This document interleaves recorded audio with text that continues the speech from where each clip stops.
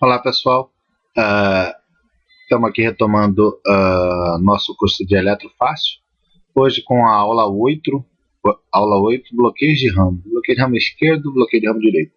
Meu nome é Felipe, sou cardiologista e vamos dar continuidade a esse curso.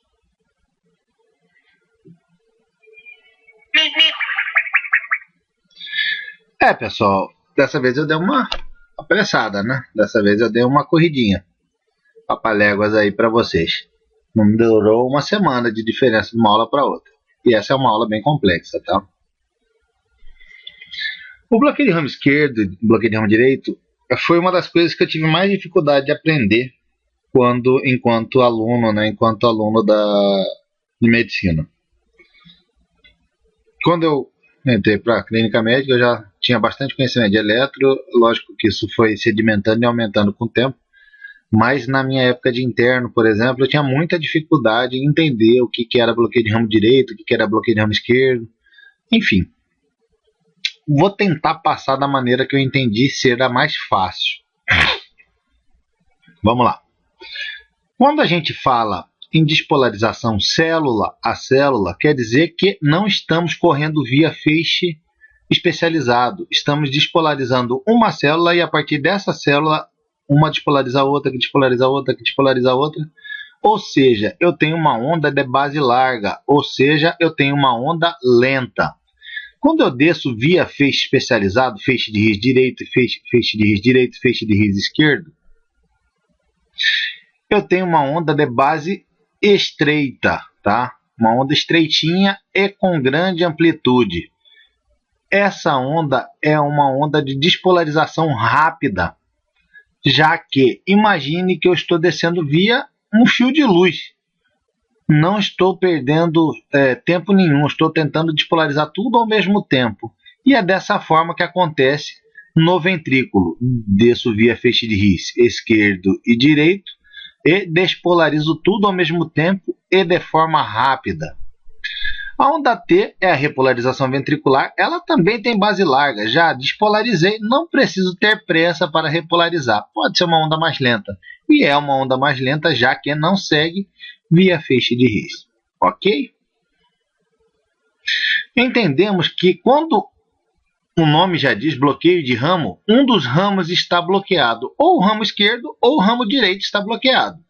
Se um ou outro está bloqueado, uma parte do ventrículo vai ter que despolarizar de forma célula a célula, ou seja, de forma lenta, ou seja, como a pedra que você joga no rio, tá? Uma onda vai para o outro lado, vai levando, vai levando, vai levando, vai levando, é de forma lenta, mas consegue despolarizar de forma global todo o ventrículo. Porém, ela vai ser um pouco assincrônica, tá? Vai ser lenta e assincrônica. É dessa forma que acontece. Uma célula foi estimulada, essa célula estimula a sua próxima, que pode estimular outra, que vai estimulando outra, que vai estimulando outra, enfim, assim sucessivamente, até despolarizar todo o ventrículo. É eficiente? É eficiente, porém não é rápido, tá? Vai conseguir despolarizar todo o ventrículo, porém não é de forma rápida e abrupta como se fosse descendo pelo feixe de RIS, ok? Aqui só para vocês se lembrarem, o papel, a gente tem um quadrado daquele maior, tem 5 quadradinhos por 5 quadradinhos.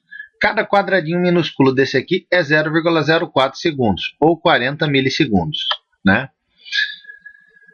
O QRS, só para relembrar, o QRS, em seu diâmetro maior, ele não pode ter mais do que 3 quadradinhos, tá?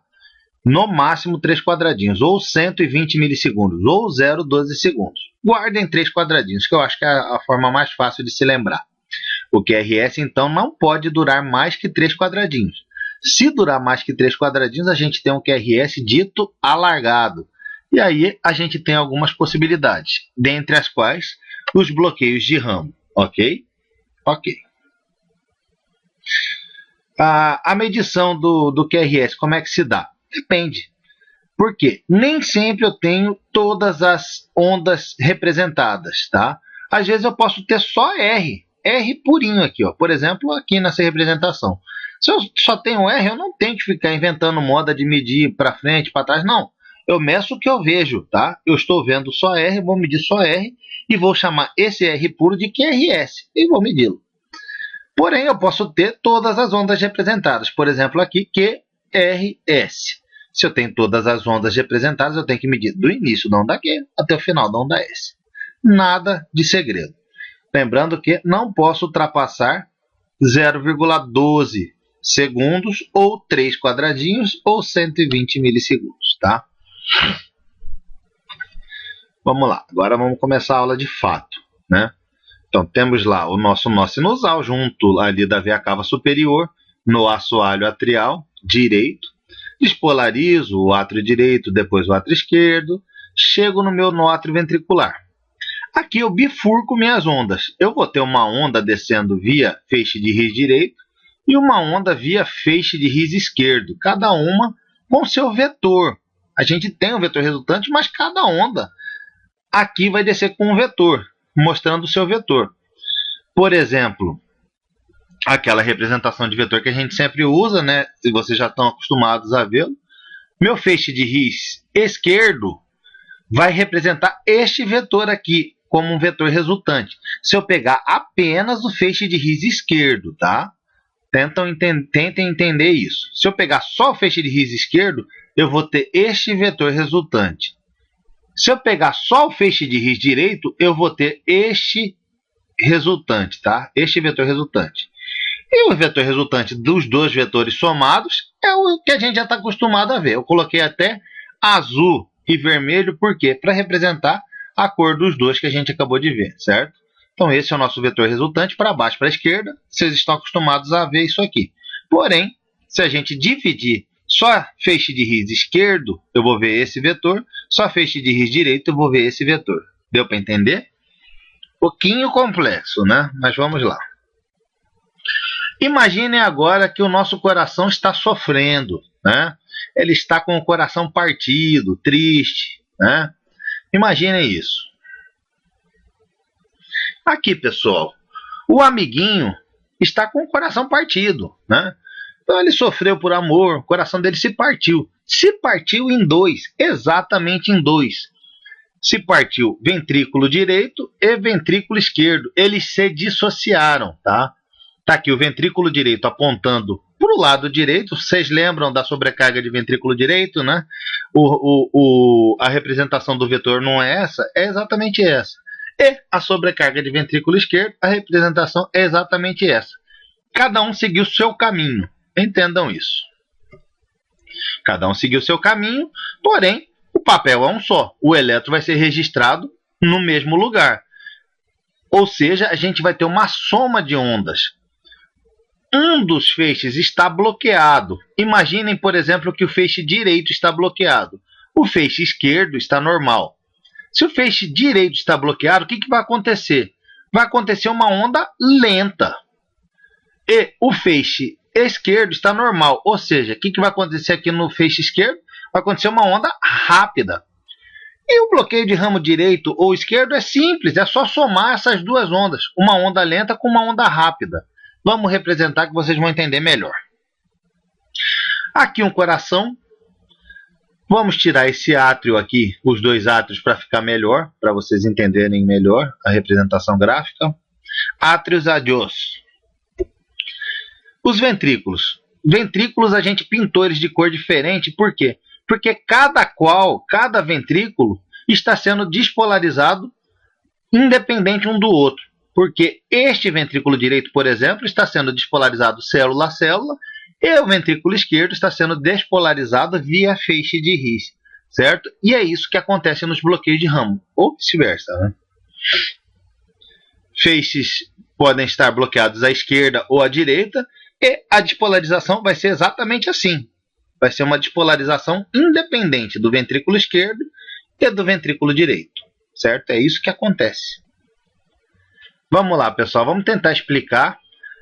Como eu disse, eu tive muita dificuldade em entender isto na minha formação, mas eu não tive ninguém para me ensinar da forma como eu vou ensinar. Vamos ver se eu ajudo vocês, né?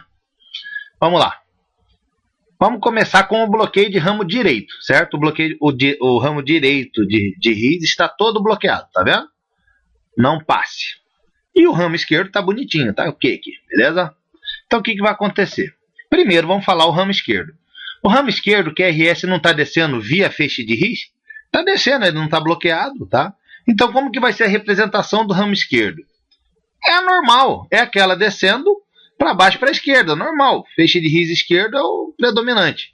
Então, vocês lembram lá, começa em V1 negativo, vai para V2 querendo ainda negativo, V3 tendendo a positivo, V4 tendendo ao positivo, V5 mais positivo ainda e V6 puramente positivo, não é isso?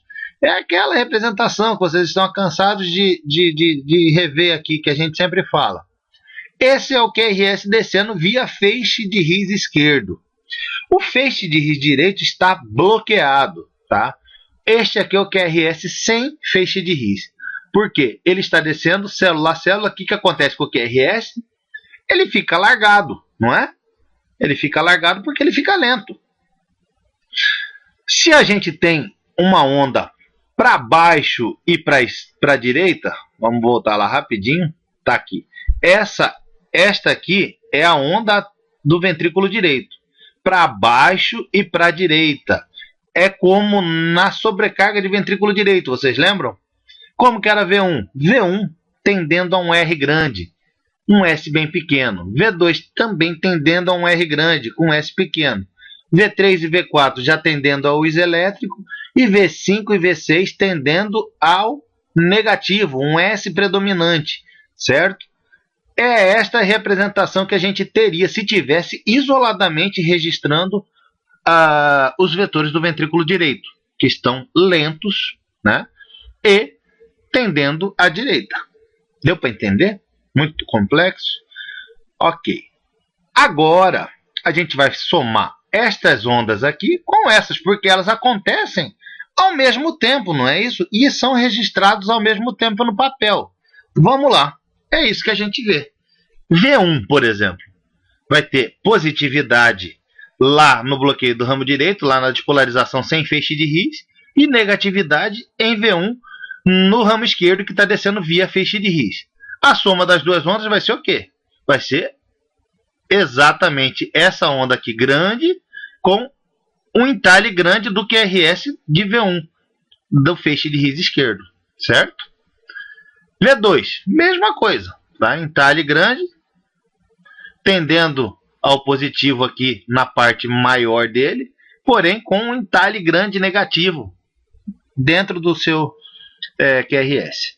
V3 tendendo ao iselétrico, somando com o vetor, ele vai ficar com um S, parece com um bumbum grande aqui, né?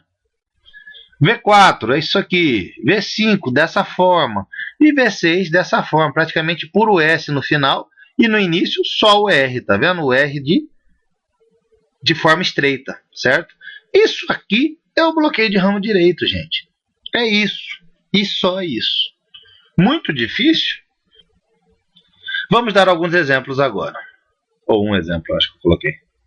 Olha lá, V1. Vê se não parece esse aqui. Igual, não é? Olha lá. V2, mesma coisa. Não parece? É igualzinho. V3, ó, começando a ficar com S empastado ainda com um entalhezinho aqui no meio. Tá? Aqui o V4, um S grande, né? Um S mais bundudo aqui. V5 e V6, mesma coisa, ó.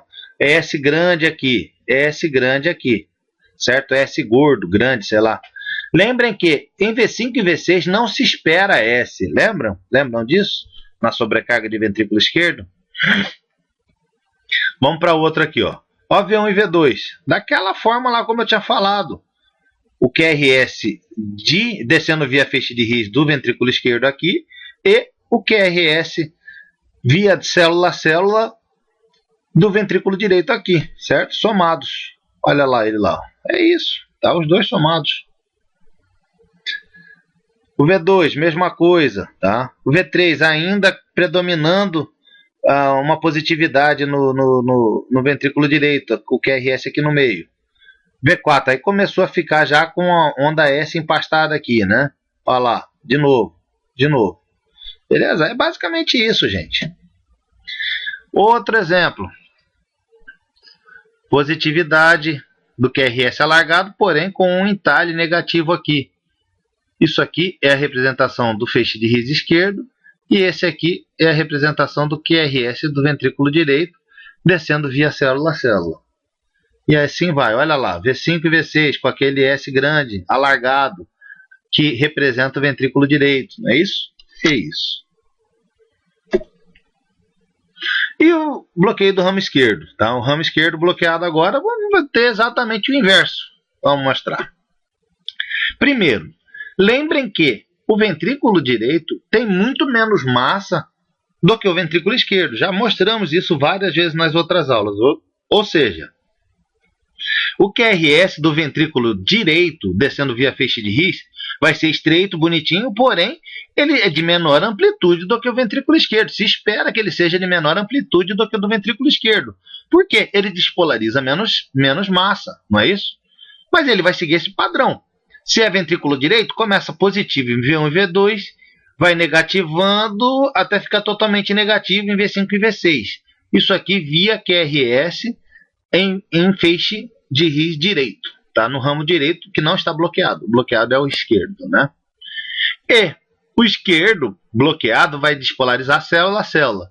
A gente não começa negativo e tende ao positivo? É isso, olha só.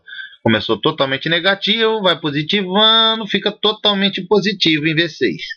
Não é isso? E vamos somá-los de novo. V1 com QRS positivo, ele vai fazer isso aqui, ó, um entalhezinho. Lembrem que o QRS ele é estreito aqui no feixe de His, porém, ele tem menor amplitude do que, por exemplo, no bloqueio de ramo direito eu esperaria, aquele entalhezão, né, no meio do QRS. Não vai ter aquilo, porque o ventrículo direito tem menos força de despolarização, mesmo descendo via feixe de His. Tá? Então a gente vai ter esse padrão. Primeiro, tendendo a negativo a parte mais alargada com um entalhezinho aqui. Outro entalhe aqui, outro aqui, e aí começou a ficar positivo, e aí ele fica parecendo uma torrezinha, tá vendo? Porque entalha em cima do QRS, bem aqui, ó, certo? E aí ele fica com esse aspecto. Olha lá, V1 a V6, olha aí o aspecto de V5 e V6 principalmente, a gente tem um aspecto que a gente chama de aspecto em torre, olha só, parece uma torrezinha. Isso aqui, esse pequenininho aqui, é o QRS do ventrículo direito, que é muito menos amplo do que o QRS do ventrículo esquerdo. Olha lá, tem uma onda QRS alargada, né, esperado no bloqueio de ramo esquerdo. De novo, padrão. Aqui segue aquele padrão que a gente está acostumado, né? Começa negativo, tende ao positivo, né? Aqui ele tem um entalhezinho bem aqui, ó. Bem aqui ele tem um entalhezinho lá olha lá, aqui, ó. Bem aqui. Que é representação do vetor do ventrículo direito descendo via feixe de His direito, que não está bloqueado. E o lado esquerdo, o ramo esquerdo, está bloqueado, deixando o QRS alargado. E olha aqui ele, com aspecto de torre em V5 e V6 principalmente. Com um entalhezinho aqui representando o ventrículo direito. Não é isso? É exatamente isso. De novo, olha lá, aquele aspecto de torre em V5 e V6. Em V1 e V2, tendendo ao negativo, né? Negativo em V1 e V2, positivo em V5 e V6. É aquele padrão que a gente está acostumado, em predominância do ventrículo esquerdo normal, né?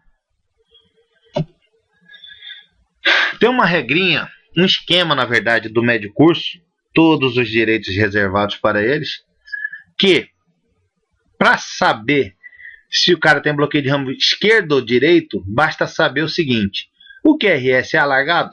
Tem mais do que 3 quadradinhos. Aí você vai bater o olho em V1. Em V1, você vai usar o sinal da seta, dirigindo o carro. Quando você bota a seta para cima, você vai virar para onde? Você vai virar para a direita. Então, se em V1 a seta está para cima, o QRS está predominante para cima, o bloqueio de ramo é direito. Então, V1 para cima, bloqueio de ramo direito. Setinha para cima, você vai virar para a direita, não é isso? E se a setinha estiver para baixo, você quer virar para baixo, olha para V1. V1 está negativo, deve ser um bloqueio de ramo esquerdo. Tá? Então, V1 para baixo, bloqueio de ramo esquerdo. Vou virar para a esquerda, eu boto a seta para baixo, não é isso? É isso, é uma regrinha que nem sempre dá certo, tá? Mas nas provas de residência, principalmente, usando essa regrinha até que vocês não vão se dar mal, certo? Para aprender eletro não serve. Agora, para a prova serve sim, viu? Isso aí resolve. Agora, vamos falar um pouquinho de teoria, né? Bloqueio de ramo direito primeiro. Bloqueio de ramo direito, eu vou falar individualmente de cada coisa depois, tá? A gente vai dar um exemplo de cada um. O bloqueio de ramo direito ele tem algumas características. A principal delas é que a onda S ela é empastada em V5 e V6. Eu vou mostrar isso. Ele vai ter positividade em V1 e V2. Que é aquela? Porque, entre aspas, porque não quer dizer que é positivo não, tá? O que vai estar positivo, na verdade, é a representação da onda. Mas, na verdade, é que as duas ondas estão dissociadas, elas não estão despolarizando ao mesmo tempo. Você tem um entalhe negativo lá no meio do V1, não é isso? É isso, tanto que forma uma orelhinha de coelho, como eu vou mostrar para vocês, tá? Mas isso daqui que leva aquela regrinha do médio curso, tá? A positividade, entre aspas, em V1 e V2. Na verdade, a representação do ventrículo direito está lenta, fazendo com que maior parte da onda desenhada seja positiva. Não sei se vocês entenderam, mas é isso. Ele tem um padrão concordante da onda T, eu vou falar disso aqui. E agora sim, teoria, o bloqueio de ramo direito costuma ser fisiológico em torno de 80% da população geral. Tá? Então a pessoa pode nascer com bloqueio de ramo direito sem problema nenhum, levar uma vida normal e isso daí ser congênito, não ter problema relacionado à saúde, nada disso não. Tá? Isso é o normal. Porém, toda vez que eu tenho bloqueio de ramo direito, deve ser lembrado de doença de Chagas e de degeneração do sistema de condução. Principalmente se ele tiver associado a algumas outras coisinhas, como a gente vai falar em aulas mais para frente, tá? Provavelmente a próxima aula. Vamos falar individualmente de cada coisinha agora aí. O S empastado em V5 e V6. Que porcaria que é essa? É isso aqui, olha só. V5 e V6, o final do QRS ele é lento, o início é rápido, tá? Essa é a grande característica. Isso aqui é o que marca o bloqueio de ramo direito. O sinal do círculo aqui, olha só. O QRS começa bonitinho, estreito, rapidão, e do nada ele fica lento. Tá? A parte final do QRS é lenta. Em V5 e V6, principalmente visto isso, chamado onda S empastada. Empastada quer dizer lenta. Beleza? R positivo em V1 e V2, o sinal da seta, como a gente já mostrou, né? Positivo em V1, quer dizer que eu vou virar para a direita. O bloqueio de ramo é direito. Porém, aqui tem um sinalzinho chamado rabbit ears, que são as orelhas de coelho. Tá? Parece uma orelhinha de coelho, fala a verdade. Olha lá, eu peguei aqui o V2. O V2 parece uma orelhinha de coelho, não parece? Fala a verdade. Idêntico. Concordância onda QRS, onda T. O que quer dizer isso? Que porcaria quer dizer essa? Olha só. Por que isso aqui está sendo valorizado? Porque não acontece isso no bloqueio de ramo esquerdo. Vocês vão ver mais para frente. Então tá lá. A onda QRS não está predominantemente positiva? Não está para cima? Está. Olha só, predominando aqui positivo. Se você tem a onda QRS predominando positivo, a onda T tem que ser concordante com isso, tem que ser positiva também. Ela está positiva? Está positiva, olha aqui. Então, QRS predomina positivo e a onda T acompanha o QRS, é positiva também. Aqui de novo, ó, QRS predominante positivo e a onda T acompanhou. QRS predominante positivo, a onda T acompanhou. Tá? É isso que quer dizer concordância QRS, onda T. Isso não acontece no bloqueio de ramo esquerdo e isso determina a diferença de bloqueio de ramo esquerdo e bloqueio de ramo direito. Eu vou mostrar para vocês mais adiante. Vamos lá agora de bloqueio de ramo esquerdo, então. Características clássicas. há um desvio de eixo para a esquerda. Toda vez que eu tenho um bloqueio de ramo esquerdo, eu tenho um desvio de eixo, entre aspas, para a esquerda. Por que entre aspas? Porque não necessariamente eu tenho eu tenho desvio de eixo. Na verdade, o que está acontecendo é que eu estou vendo só a representação do ventrículo esquerdo. Se eu estou vendo só a representação do ventrículo esquerdo, o eixo resultante vai ser para cima, para baixo e para cima, não é isso? Ou seja, desvio de eixo para o Lula. O QRS é alargado, porém, de forma mais simétrica. Vocês viram que o final do QRS é mais empastado no bloqueio de ramo direito. Isso não acontece no bloqueio de ramo esquerdo. O bloqueio de ramo esquerdo mostra um QRS alargado simetricamente. Tá? Todo QRS é largo, não é só o final do QRS. Há o padrão discordante da onda T para a onda QRS, ou seja, o contrário do bloqueio de ramo direito, como eu acabei de mostrar para vocês. O QRS costuma ser negativo em V1, sinal da seta, negatividade em V1. Se você bota para baixo, você vai virar para a esquerda, bloqueio de ramo esquerdo. E padrão de torre em V5 e V6, sinal de Baradur. Ao contrário do bloqueio de ramo direito, o bloqueio de ramo esquerdo ele costuma ser patológico. Há ambulatório, inclusive, só de bloqueio de ramo esquerdo, né? Na Escola Paulista de Medicina tem. Você chegou lá, fez um eletro no postinho de saúde e viu que tem bloqueio de ramo esquerdo, deve ser investigado. Por quê? Em geral, o bloqueio de ramo esquerdo é patológico. Qualquer doença cardíaca pode apresentar bloqueio de ramo esquerdo.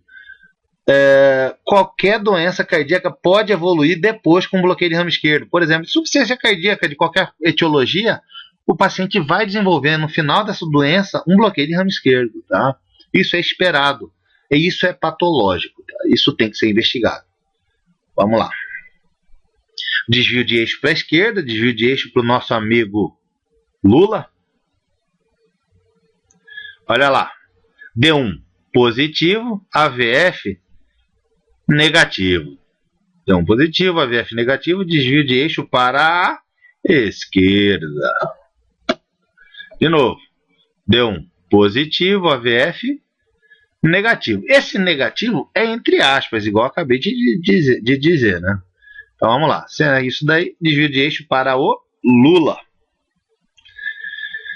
QRS alargado mais simétrico. Lembrem que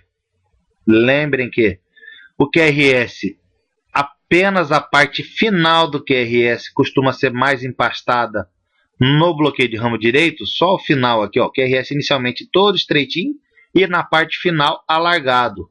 Isso aqui é o que a gente chama de onda S empastada em V5 e V6. Já se você pegar o bloqueio de ramo esquerdo, ele é simétrico, ele é todo lento, tá vendo? Ele é alargado de forma global, beleza? É isso. Ele é mais simétrico. Padrão discordante QRS onda T. Olha só. Toda vez que eu tiver onda QRS predominando negativo, eu vou ter uma onda T discordante disso, positiva. Então, aqui em V1, por exemplo, onde eu espero predominância negativa do QRS, ele vai estar com um S grande, eu vou ter uma onda T positiva, inverso do QRS, discordante do QRS. Mesma coisa em V5 e V6, olha lá, predomina o R, eu vou inverter a onda T. Ele vai ser sempre discordante do QRS. Vamos mostrar isso na prática. Olha lá. V1 predominou QRS negativo, a onda T vai ser positiva. E costuma ter um supra de ST, tá? Olha só. Em V1, V2 e até V3 eu posso ter um supra de ST. Esse supra de ST, como a gente vai falar mais para frente, é um supra que a gente considera normal, tá? É por isso que toda vez que eu tenho um bloqueio de ramo esquerdo novo, eu considero como um infarto com supra, porque eu não consigo caracterizar supra de ST aqui de forma tão fidedigna, porque o bloqueio de ramo esquerdo em geral já é suprado. Olha só, tem um supra de ST aqui, não é isso? Mas não é isso a aula, vamos lá. V1, onda QRS predominou negativa, a onda T vai ser positiva, olha só. QRS em V2 predominou negativa, a onda T vai ser positiva. Mesma coisa em V3. V4 predominou positiva, a onda T virou negativa, inverte. Predominou positiva em V6, a onda T inverte, negativa. Beleza? Beleza. QRS negativo em V1, vocês já viram, é a sinal da seta. QRS predomina em V1 e V2, sempre negativo. Entre aspas, é claro, porque não é o QRS que é negativo, e sim o resultante do ventrículo esquerdo que não está descendo via feixe de His. O feixe de His está aqui, ó. Só um pouquinho positivo aqui, bem no final bem aqui no final do S, na pontinha do S, eu vejo um entalhe. Esse entalhe aqui quer dizer um QRS positivo descendo via feixe de His direito. E esse QRS do ventrículo direito está aqui, ele bem representado em V5 e V6, né? Entalhando o V5 e V6, não é isso? É isso. Tá lá, bonitinho. Agora vamos falar do sinal de Baradur em V5 e V6. Vamos aproximar isso aí. Na verdade, isso aí é uma zoeira minha, né? Pra variar. Na verdade, a gente brinca, as aulas falam que isso é em V5 e V6, no paciente com bloqueio de ramo esquerdo, se espera um padrão de torre. Mas isso aqui não é uma torre, isso aqui é Baradur. Por que eu estou falando isso? Porque a torre não é entalhada em cima, mas Baradur é entalhado em cima. Quem conhece Baradur, quem já leu O Senhor dos Anéis ou assistiu os filmes, né, os 3 filmes, sabe que este aqui é Sauron, este aqui é um anel, né? É o anel para todos comandar, e esta é Baradur, é a Torre Negra de Mordor. Baradur, em língua élfica, quer dizer Torre Negra ou Torre Sombria. E olha só o sinal de Baradur. Vai falar se não é Baradur isso aqui. Eu só tirei o olho de Sauron aqui e deixei Baradur aqui bonitinho. Não é isso? É isso. Só uma brincadeirinha, né? Claro que não chama Baradur. Pelo amor de Deus, não vão responder dessa forma. Finish. Olha, esta aula foi dos diabos. Viu? Bem difícil de fazer. Como eu tive dificuldade de aprender isso, eu também estou tendo dificuldade de passar para vocês. Gostaria, inclusive, que me deixassem algumas dicas, enfim, se entenderam, se não entenderam, se estão com dificuldade, em que ponto estão com dificuldades, enfim. Na sequência, a próxima aula, a gente deve terminar o QRS. Vou falar sobre onda Q patológica, os bloqueios fasciculares, e os QRS de baixa voltagem. Baixa voltagem está ficando para a próxima aula ainda. Era para ter falado na aula passada, ia falar nessa, eu deixei para a próxima aula. Não faço mais aula esse ano não, viu? Então, boas férias para os senhores e...